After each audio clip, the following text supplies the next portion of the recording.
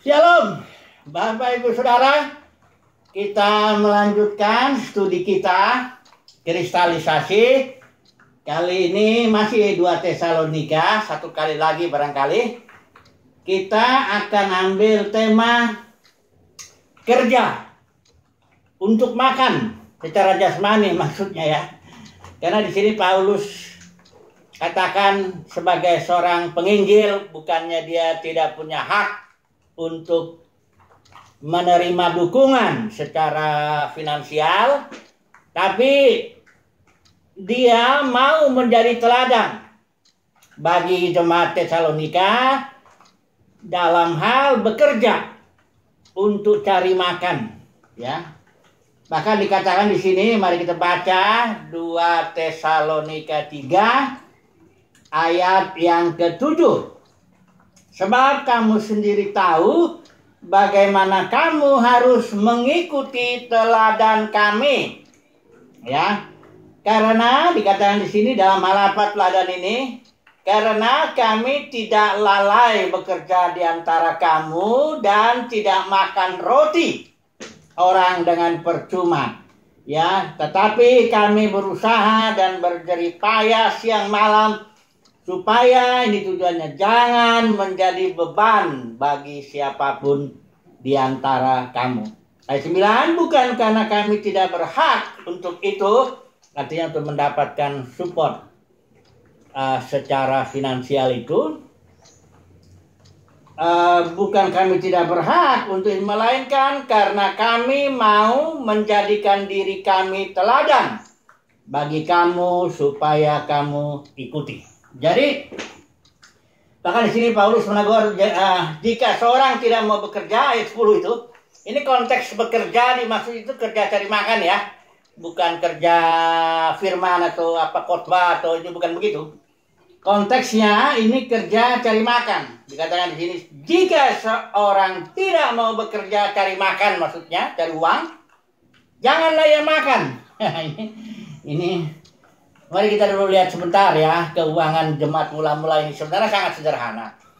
Jemaat mula-mula itu ketika Petrus berkhotbah ya, hari Pentakosta itu ada 3.000 orang bertobat, dan itu pada waktu itu gerakan Roh Kudus luar biasa, dan ada orang-orang digerakkan yang punya digerakkan ya, bukan Petrus dan timnya tuh rasul-rasul ngumpulin uang kolekte atau seperti yang ada di dalam denominasi sekarang ini, nggak ada. Apalagi perpuluhan, apalagi buah suluk, atau janji iman, apapun juga tidak ada. Petrus dan timnya nggak pernah minta pengumpulan uang, ya. Itu jemaat sendiri yang digerakkan Tuhan. Ada yang memberikan dan digerakkannya karena Roh Kudus luar biasa dahsyat bekerja, yang nggak ngasih uang. Artinya kadang-kadang ada 2 ladang dia punya, 1 diserahkan, dijual diserahkan uangnya. Ada yang punya rumah juga barangkali ya, ada benda apapun, dia digerakkan sendiri, dikumpulkanlah uang itu. Dan uang itu bukan untuk para rasul, bukan untuk pelayan firman. Uang itu dikumpulkan untuk dibagi-bagi lagi kepada orang-orang miskin di antara orang kudus, yang 3.000 orang itu kurang lebih, dan sebentar lagi 5.000 itu. Dan kesimpulannya, akibat tindakannya itu, maka gereja mula-mula dikatakan tidak ada orang yang kekurangan jemaat itu. Semuanya kecukupan karena jadi ada pemerataan begitu ya. Nah, bahkan ketika jemaat sudah makin banyak, itu ada sedikit pembagian kepada janda-janda ya. Ada masalah janda yang berbahasa Ibrani dengan janda yang berbahasa Yunani. Kurang adil gitu loh, kurang lebih ya.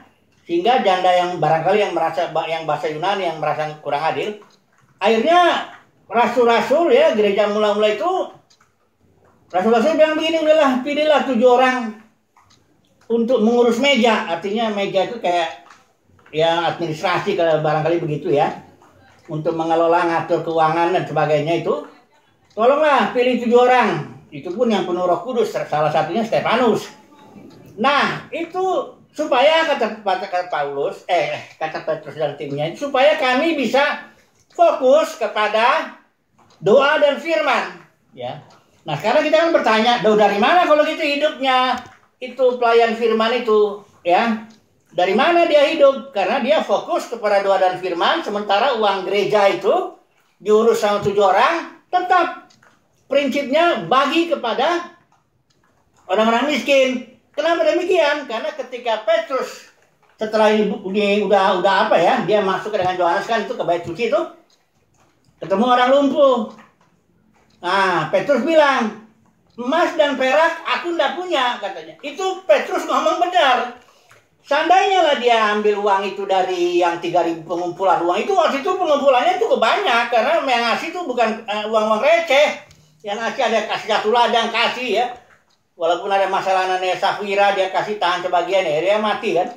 Jadi uang itu banyak, saya yakin itu untuk apa? Karena bukan recehan kalau kolektor itu yang apa mutar-mutar di gedung denominasi itu begitu.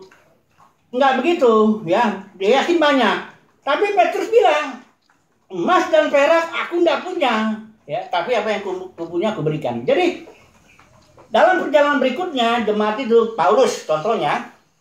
Paulus bekerja bukan berarti dia tidak berhak menerima. Kadang-kadang dia menerima bantuan juga dari jemaat Filipi ya, dari beberapa jemaat atau orang-orang tertentu. Dia kadang-kadang menerima keramah-tamahan si Gaius atau siapalah numpang di rumah, ada mungkin Aquila, Priscilla juga barangkali itu. Dia apa? Ditopang lah, katakanlah.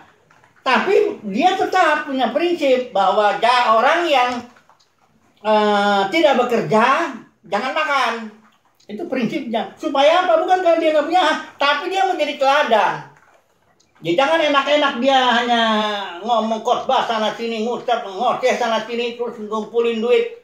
Orang kerja setengah mati, bahkan ada yang kekurangan, nggak dipedulikan. Nah ini nanti saya mau bicara ini dunia kekristenan dengan yang gereja mula-mula, keuangannya ya. Karena ini kita bicara sekarang tema kita kerja cari uang, ya. Orang sekelas Paulus pun dia bekerja bikin tenda, dia beli dulu kainnya, barangkali dia olah, dia apain, dibikinlah jadi tenda, baru dia jual. Ya, dia bilang lihatlah kedua tanganku ini untuk memenuhi kebutuhanku dan kebutuhan tim pelayananku. Dia nggak mikir juga dirinya sendiri, dia mikir tim pelayanannya sebagai pemimpin ya. Nah, jadi gereja mula-mula itu sudah jelas bahwa tidak ada sistem gaji yang sekarang. Makanya saya mau bicara dulu. Dalam dunia kekristenan sudah pelayanan itu sudah menjadi profesi. Pendeta itu sudah menjadi profesi. Ya. Kalau dulu Rasul Nabi Penjuru Pengajar itu bukan profesi. Mereka itu karunia yang diberikan Tuhan kepada gerejanya, Rasul Nabi untuk memperlengkapi. Ya, bukan menarik, nanti saya bedakan dulu, sebentar dulu ini. Yang penting saya bicara dulu uang nih, jemaat mula-mula ini ya. Dia untuk memperlengkapi, sementara bagaimana kehidupan mereka? Mereka hidupnya, kalau enggak dari iman, artinya mereka berharap sama Tuhan. Karena mungkin sibuk segala bekerja, cari firman ya. Karena untuk doa dan firman itu aja udah menyedot waktu cukup banyak. Sehingga bagaimana dengan kehidupan jasmani kami? Nah, mereka beriman bahwa nanti ada yang dikerahkan Tuhan. Kayak waktu zaman Elia itu dikerahkan seorang janda dari Sarfat. Kadang-kadang burung gagak lah, ya macam-macam lah ya. Atau ya bekerja. Bekerja artinya biasa aja kayak orang kerja cari duit. Ya begitulah. Ya, nggak ada perbedaan. Ini yang full timer, ya kan? Sekarang ini dalam Kristen full timer ini enggak. Nanti saya mau kasih tahu dari mana itu asalnya. Dari mana kondisi gereja mula-mula itu sehingga menjadi dunia kekristenan saat ini dengan sistem gaji itu. Sehingga malah aneh kalau dibilang pendeta berbisnis, aneh. Ada beberapa denominasi ya, malah bilang jangan dong. Nggak boleh itu katanya, nggak kudus. Padahal kalau kita bilang kalau itu pendeta nggak makan, nggak kerja, jangan makan dia. Ya, kalau dia misalnya fokus kerja firman ya oke lah. Kalau gitu dia beriman dong kepada Tuhan. Jangan main gaji-gaji gitu. Nanti saya lihat ya bedanya nanti ya. Saya langsung masuk aja dulu lah dunia kekristenan ini ya, supaya nanti kita langsung cepat bisa membedakan itu. Karena bagi saya ini masalah penting membedakan uang dalam gereja mula-mula dan uang dalam dunia kekristenan saat ini. Kenapa penting? Karena Tuhan sekali lagi hanya membandingkan dirinya dengan mamon. Perhatikan saudaraku ya, saya ulangi lagi. ini sedang tema kita sedang bicarakan ini keuangan di jemaat mula-mula dengan keuangan dalam dunia kekristenan. Kenapa ini penting? Ya, karena Tuhan menganggap membandingkan dirinya lah kayaknya rivalnya. Engkau jadi hambaku atau hamba Mammon? Gitu loh. Enggak dibilang engkau jadi hambaku atau hamba seks. Enggak. Engkau hambaku atau menjadi hamba yang apa jabatan atau enggak begitu dulu. Tuhan langsung jelas arahnya. Mammon, kekayaan itu. Karena orang Farisi ahli Taurat itu yang bunuh Tuhan Yesus itu semuanya hamba Mammon itu. Ya, nah mari kita lihat dulu ya. Untuk ini kan sudah dikrisalisasi ya. Dia harusnya kita nggak fokus saja kepada 2 Tesalonika, tapi untuk menjelaskan dunia kekristenan saat ini, kenapa dia terjadi seperti ini, itu kita mau tidak mau minta bantuan dari gereja dari surat dari kitab Wahyu, ya. Ini kitab Wahyu itu gereja saat itu sudah jatuh. Ya, jadi gereja itu kira-kira krisis mati itu tahun 30 Masehi lah ya. Kemudian gereja berkembang ya, mungkin surat pertama yang masih mula-mula itu surat Galatia, surat apa atau Injil Markus atau surat apa itu tahun 50-an Masehi ya. Kemudian terus pelayanan Paulus itu rasul itu matinya dia itu tahun dengan Petrus sama tahun 67 kurang lebih di dalam Kaisar Roma Masehi ya. Kemudian Rasul Yohanes tahun 70 kan Yerusalem dihancurkan. Rasul Yohanes masih tahun 90 lebih masih dia. Nah, ketika itu gereja sudah jatuh karena Paulus pun ketika dia menulis 2 Timotius itu dia sudah bilang seluruh Asia kecil itu yang dikirimi surat ini nih.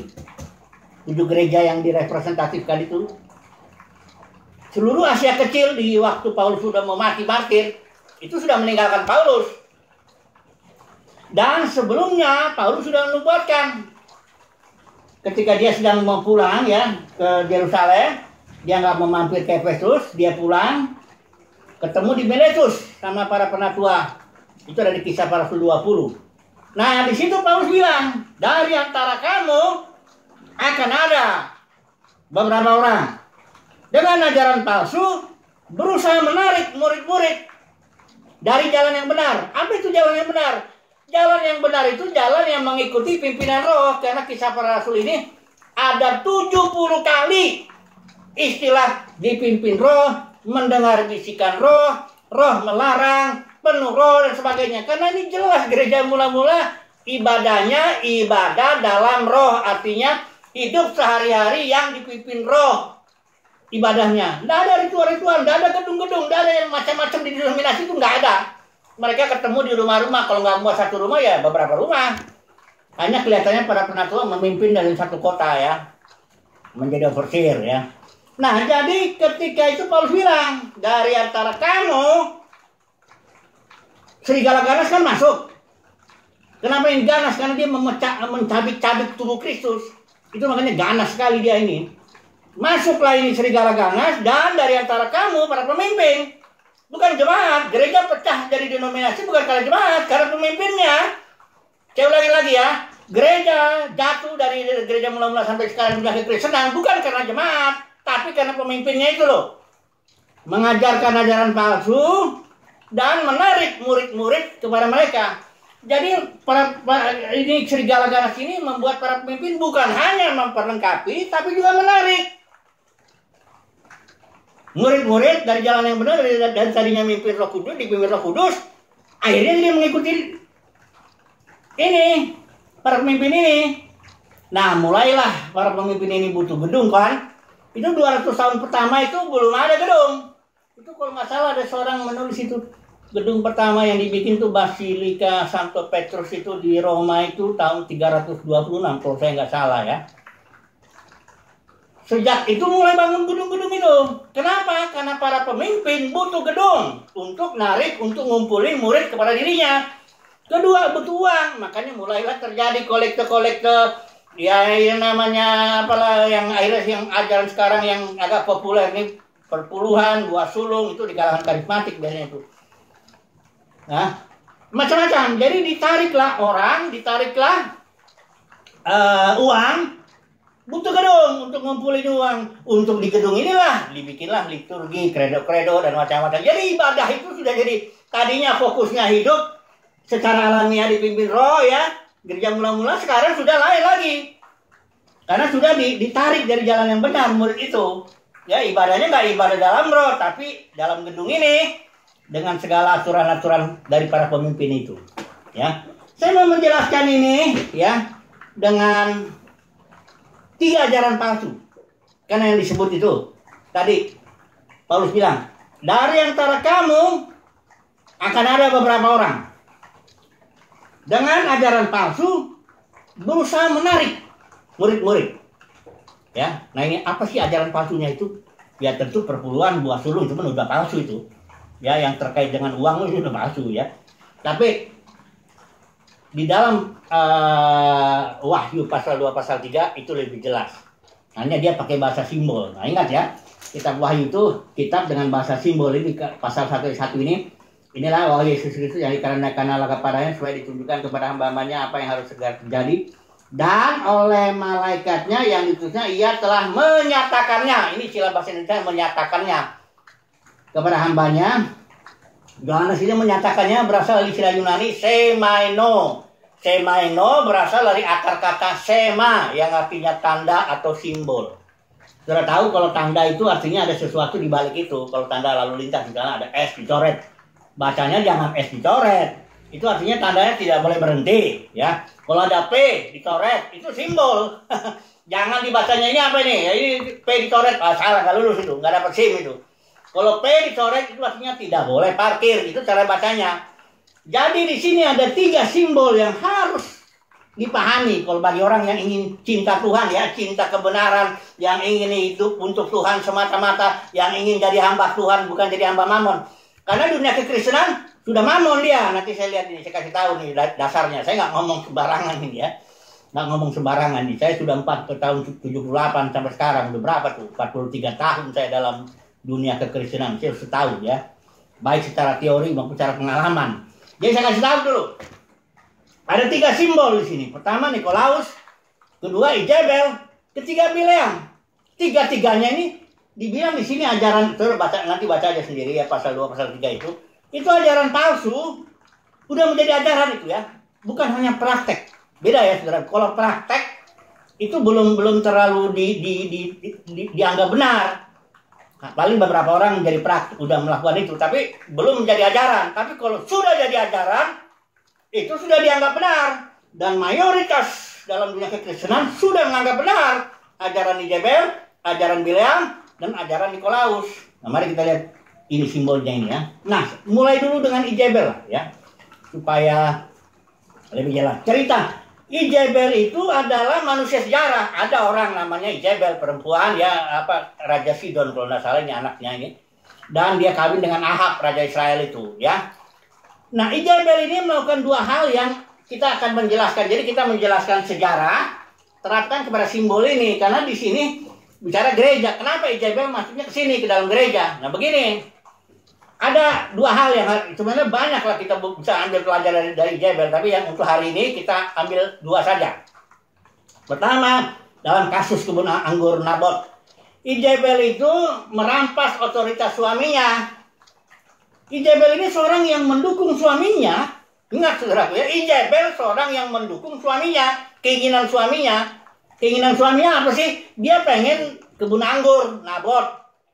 Tahu di Nabot nggak mau, ya, sesuai dengan memang aturan yang nggak boleh menjual milik pusaka itu. Tapi akhirnya si Ijabel bikin gini, dia bikin surat atas nama Ahab. Dia meteraikan dengan meterai raja, artinya dia merampas otoritas atau mengambil otoritas raja atau suaminya itu, digunakan untuk tujuan suaminya, ingat itu ya. Tapi dia merampas itu dan dia melakukan tindakan itu, dia suruh si Nabot itu di depan apa semua, kita tahu lah ceritanya itu, akhirnya dibunuh Nabot, dia rampas saja. Nah, Ijabel ini itulah dia tindakan para pemimpin yang bukan hanya memperlengkapi tapi menarik murid-murid kepada dirinya. Kan suami kita anggap aja lah itu ya, Roh Kudus ya, Tuhan Yesus kan gitu kan. Kan Tuhan Yesus lah kepala gereja.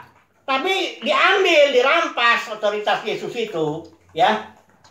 Inilah roh Jezebel itu, merampas otoritas, tapi tujuannya untuk suaminya, untuk Yesus tujuannya. Penginjilan, para pemimpin denominasi itu akan penginjilan, penguritan, semuanya lah ya, tujuan ini memberikan. Tapi dengan cara merampas otoritas, karena orang-orang dalam gedung itu bukan milik Yesus, itu miliknya dia.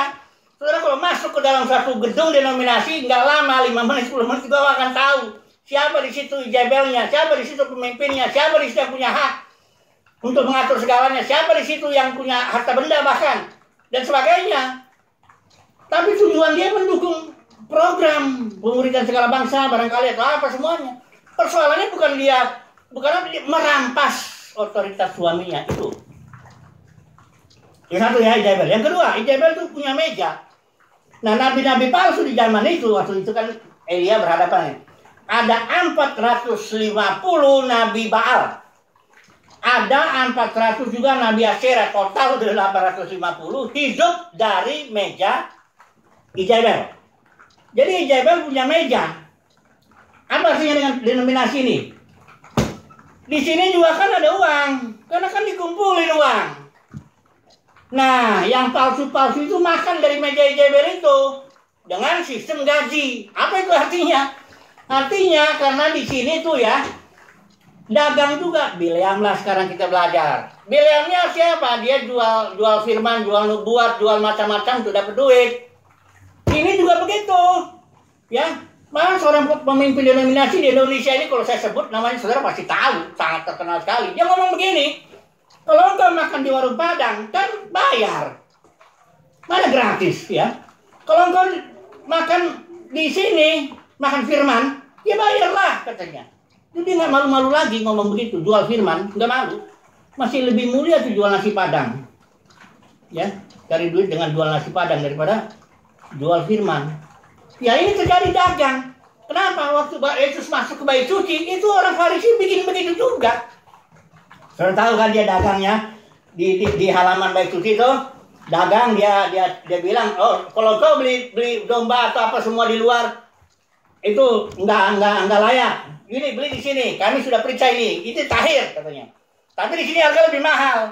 Jadi orang Farisi beli di luar, kambing domba yang biasa, ditaruh di halaman bait suci, dibilang di sini dia jual lebih mahal. Dagang lah ya, saudara tahu dagang itu kan cari untung ya. Pakai meja penukar uang, kenapa? Karena orang Israel kan dari kota-kota lain kan ada. Dia harus datang orang dia 3 kali dalam tahun. Saudara bayangkan gak Yesus ngamuknya itu? Bukan ngamuk kayak orang biasa terhadap perdagangan di bait suci ini. Denominasi juga dagang di bait suci ini sama, nggak bisa menyangkal lagi. Ini saya jelasin. Di sini Yesus itu orang Farisi dagang yang Mbak Mamun ini. Yesus datang. Marahnya tuh bukan marah negor biasa, enggak. Tahu saudara itu meja-meja penukar uang tuh dibalikin. Itu orang lagi di halaman, katakan lagi suasananya haru atau syahdu atau apalah ya. Ya namanya biarpun bukan kayak pasar tradisional ribut kacau balau kayak enggak. Ya setidaknya ada ketenangan lah. Itu Yesus langsung balikin itu meja penukar uang, dia bikin cambuk. Itu kacau tuh, begitu marahnya Tuhan Yesus itu. Saya yakin kalau dia datang ke denominasi sekarang marahnya sama itu dia, karena Yesus nggak berubah, sama. Dia akan sangat marah sekali kalau bait suci rumah Bapa dibilang di situ ya, dijadikan sarang penyamun. Kenapa penyamun? Itu kan merampok uang jemaat. Caranya dengan dagang begitu, orang Farisi itu, ahli Taurat. Itu merampok. Saya sering dengar di khotbah, siapa yang nggak ngasih perpuluhan? Katanya, curi uang Tuhan. Saya mau kasih tahu terus terang. Orang yang ngajarin perpuluhan itu, yang makan dari perpuluhan itu dia yang pencuri itu. Itulah yang perampok itu. Kita lihat di dalam Yohanes 10 itu, Yesus membandingkan dirinya dengan gembala, sebagai gembala yang baik, dengan perampok pencuri. Siapa itu perampok pencuri? Itu orang Farisi. Kita lihat konteksnya itu. Saya masih baik ini ngomongnya, nggak ngamuk-ngamuk ya, walaupun agak ngamuk lah. Kalau Yesus itu, jangan-jangan apa? Tapi dia baiknya sekarang nggak terus terang. Nanti dia di hari penghakiman dia akan terus terang. Mana nih hamba Tuhan? Mana nih hamba yang dagang nih? Yang ngajarin, yang mendukung ajaran Jezebel dan juga ajaran Bileam. Kemudian Nikolaus, kita masuk lagi sebentar ini ya. Nikolaus, ini nggak ada orang, ini bukan pemimpin ya.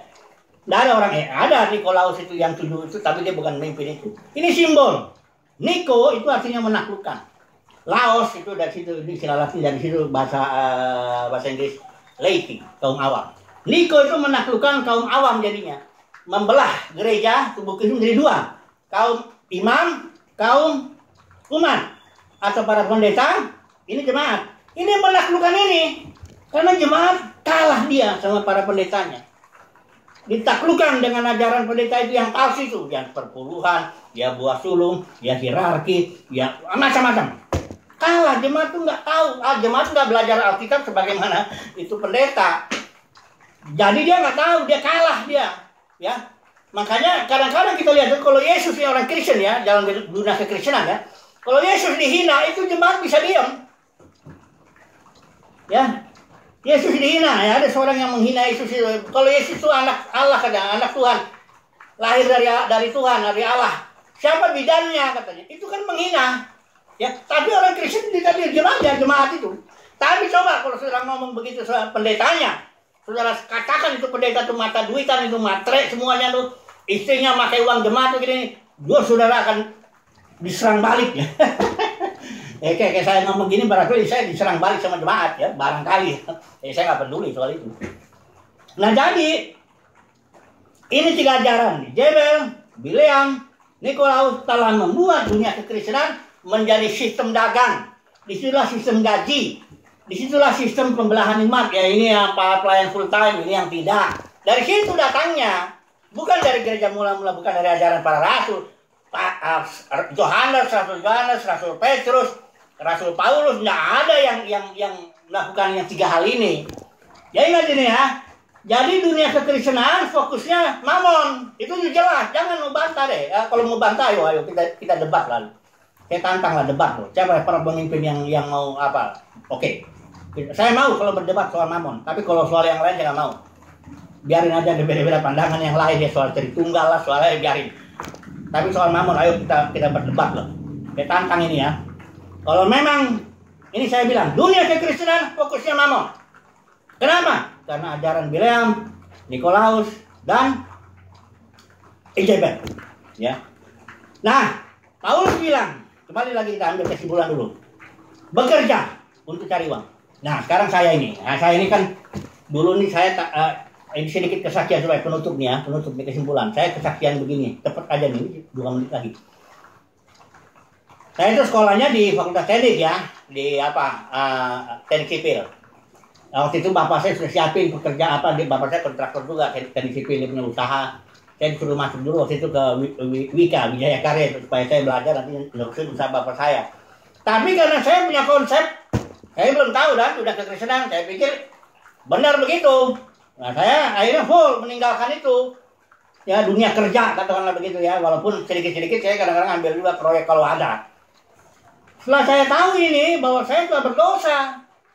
Ya berdosa bukan ya merampok juga, ikut juga. KB5 pernah gue ya begitu juga, cuman ya nggak bekerja cari makan lah, ya. Ya makan dari meja Jebel lah. Saya pernah juga 10 tahun makan dari meja Jebel tahun 90 atau tahun 2000-an. Sekarang saya sadar, kalau begitu saya harus kerja.